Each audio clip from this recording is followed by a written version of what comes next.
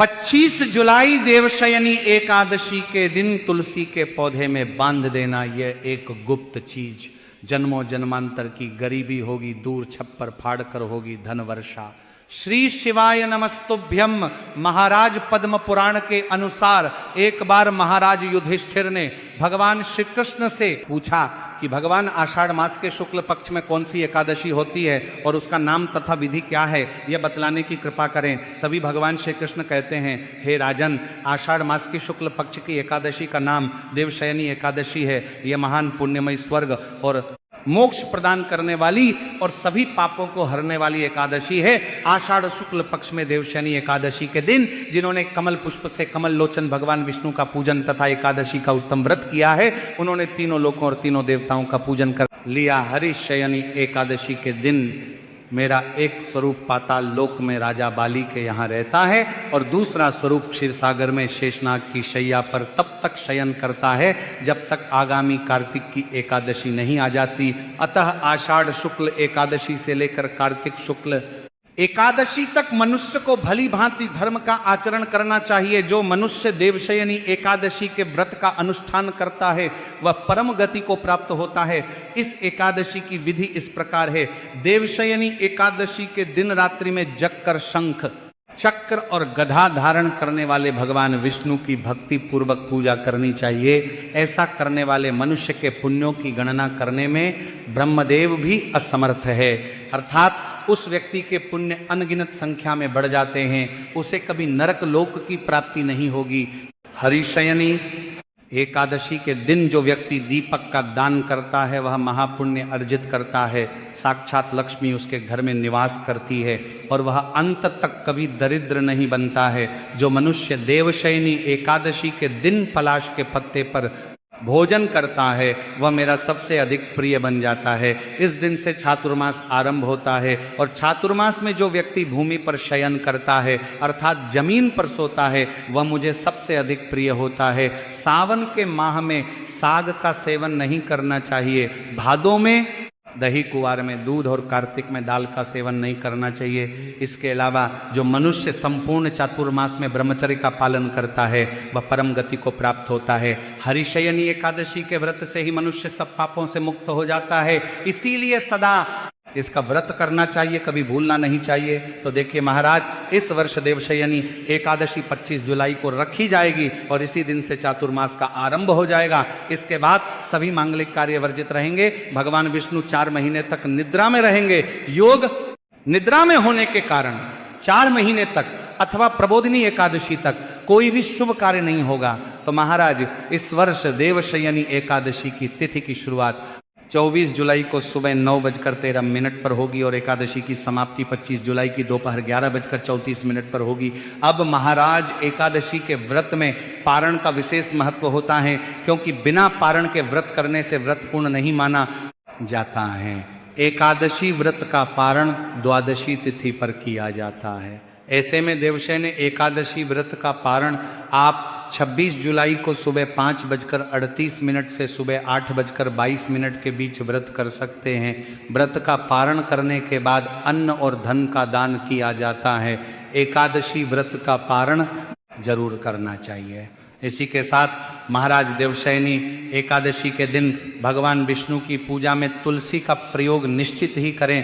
तुलसी के बिना भगवान विष्णु किसी भी प्रकार का भोग स्वीकार नहीं करते हैं। तो महाराज, तुलसी का पौधा तो प्रत्येक हिंदू घर में होता है, लेकिन बहुत कम लोग तुलसी के संबंध में शास्त्रों में बताए गए महत्वपूर्ण नियम जान पाते हैं। तुलसी की पूजा कैसे करनी चाहिए, तुलसी को जल कैसे देना चाहिए, तुलसी के पास कौन सी वस्तुएं रखना शुभ होता है, आदि कई महत्वपूर्ण नियमों का पालन करना आवश्यक होता है। इसके अलावा अगर आप देवशयनी एकादशी पर तुलसी के नीचे ये एक चीज बांध देते हैं तो आपको माँ तुलसी का ढेर सारा आशीर्वाद मिलता है और आपके घर में माँ लक्ष्मी का सदैव ही निवास रहता है। इसीलिए महाराज, तुलसी का पौधा घर में होना परिवार के प्रत्येक सदस्य के लिए लाभकारी होता है। यह पौधा हर प्रकार से उपयोगी होता है। पुराणों के अनुसार तुलसी में देवी लक्ष्मी का वास होता है और नियमित रूप से इस पौधे की पूजा करने से लाभ भी अवश्य मिलता है। लेकिन यदि आप तुलसी को घर में रखने के साथ ही उसके नीचे देवशयनी एकादशी के दिन यह एक चीज बांध देते हैं तो आपको तुलसी लगाने का कई गुना अधिक फल प्राप्त होता है, क्योंकि इस एक चीज के बिना तुलसी अधूरी मानी जाती है। यह चीज तुलसी को संपूर्ण बनाती है, इसीलिए शास्त्रों में इसका सबसे अधिक महत्व बताया गया है। महाराज, भारत में ही नहीं बल्कि संसार के अधिकतर देशों में तुलसी को बहुत ही गुणकारी पौधा माना गया है। इस पौधे में अनेक औषधीय गुण होने के साथ ही इसका आध्यात्मिक तौर पर भी बहुत महत्व बताया गया है। प्रत्येक धार्मिक अनुष्ठान हो अथवा कोई यज्ञ हो, उसमें तुलसी का प्रयोग अवश्य किया जाता है।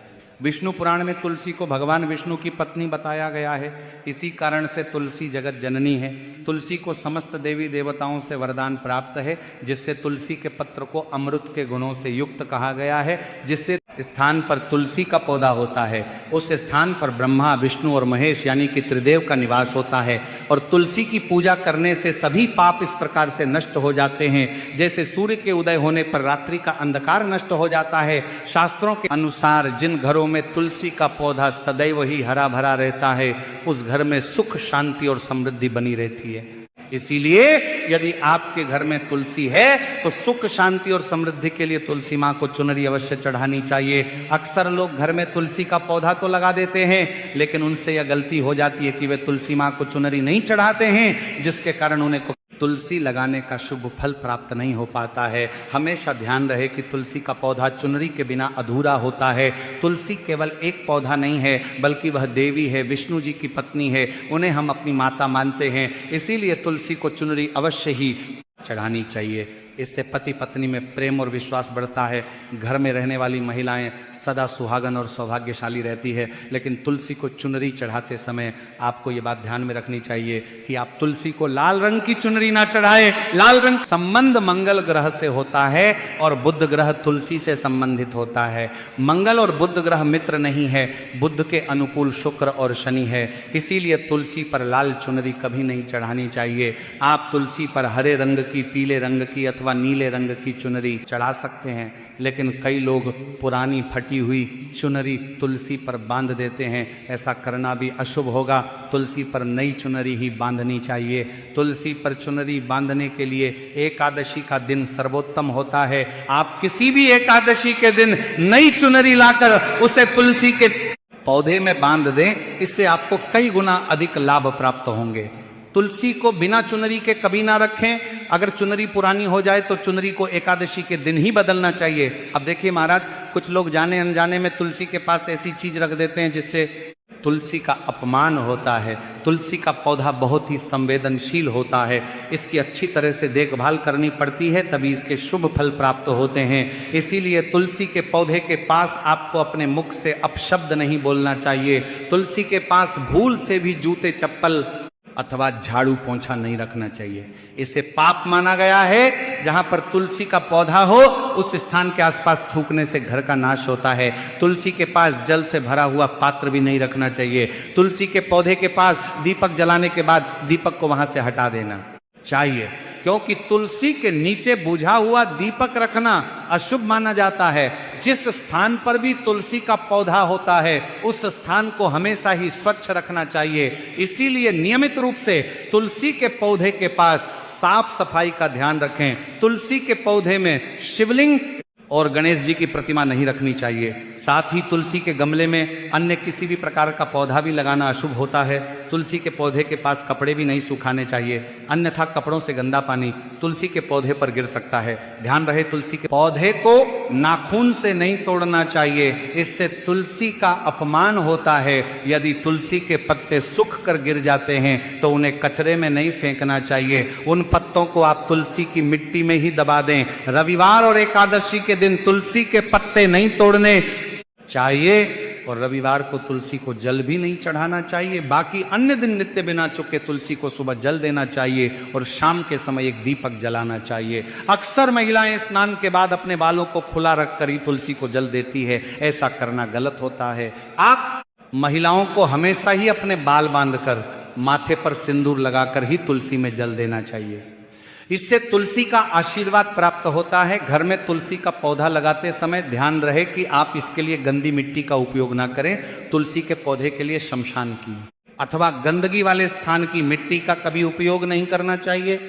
इससे तुलसी माँ रूठ जाती है और सूखने लगती है। तुलसी का पौधा कभी गंदे स्थान पर नहीं लगाना चाहिए, जैसे नाली अथवा बाथरूम के पास तुलसी का पौधा कभी नहीं रखना चाहिए, अन्यथा गंदा पानी तुलसी के पौधे में गिर सकता है, जो बहुत ही अशुभ माना गया है। घर में तुलसी का पौधा कभी सूखना नहीं चाहिए। शास्त्रों में ऐसी मान्यता है कि तुलसी का पौधा सूखना अच्छा नहीं माना जाता है। घर में तुलसी का पौधा सूख जाए तो घर की सुख समृद्धि खत्म हो जाती है। सूखी हुई तुलसी में माँ लक्ष्मी का वास नहीं होता है। वास्तु शास्त्र के अनुसार तुलसी का पौधा सूख जाए तो ये आने वाली किसी विपत्ति या दुर्घटना का संकेत होता है। इसीलिए तुलसी का अच्छे से ख्याल रखना चाहिए, उसे नित्य जल देकर हरा भरा रखना चाहिए। तुलसी में कभी भी किसी प्रकार के केमिकल नहीं डालने चाहिए, केवल खाद और गोबर का प्रयोग करना चाहिए। साथ ही इस बात का ख्याल रखें कि तुलसी में मकड़ी के जाले अथवा कीड़े नहीं लगने चाहिए। ऐसे स्थान पर लक्ष्मी वास नहीं करती है।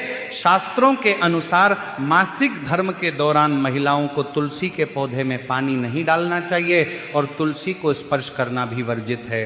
तुलसी को बिना स्नान किए जल नहीं देना चाहिए और पैरों में चप्पल आदि पहनकर भी तुलसी को जल न दें। तुलसी को जल देते समय ध्यान रहे कि वह जल आपके पैरों पर ना पड़े, इससे तुलसी का अपमान होता है।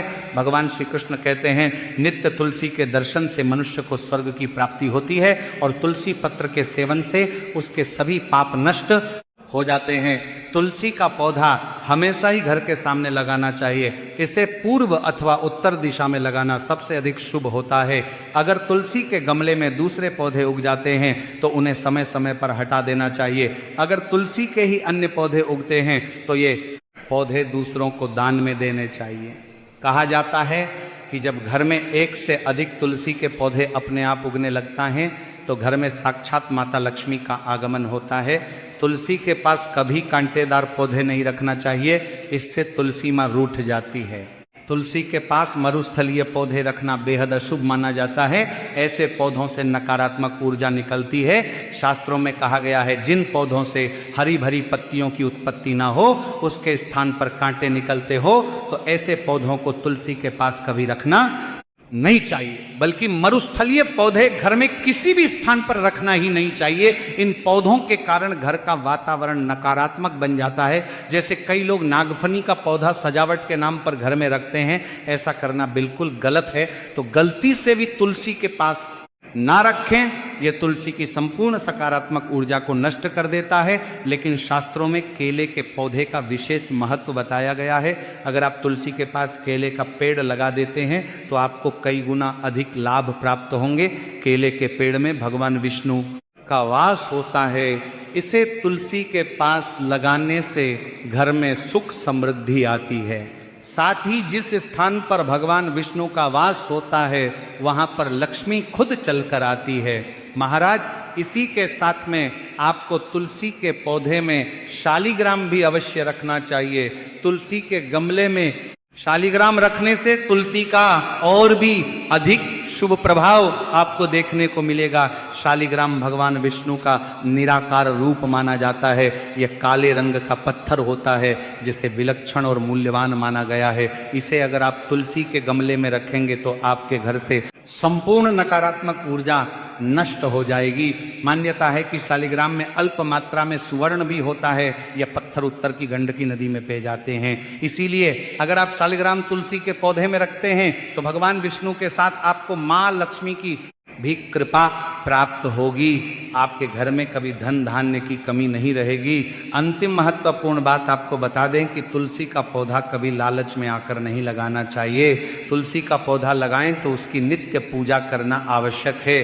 अगर आप इन नियमों का पालन नहीं कर सकते हैं तो तुलसी का पौधा घर में लगाकर तुलसी माँ का अपमान भूल से भी ना करें, इससे आपको विपरीत परिणाम भोगने पड़ सकते हैं। तो महाराज, इस प्रकार से आप भी तुलसी के गमले में इस देवशयनी एकादशी पर यह चीज अवश्य रखें और सच्ची श्रद्धा से तुलसी के पौधे की देखभाल करें। माँ लक्ष्मी आपके जीवन में खुशियां और धन संपत्ति लेकर आएंगे। उम्मीद है आपको ये जानकारी अच्छी लगी होगी। वीडियो को लाइक जरूर करें, कमेंट में जय माँ लक्ष्मी और जय माँ तुलसी जरूर लिखें। साथ ही चैनल को सब्सक्राइब करें। धन्यवाद।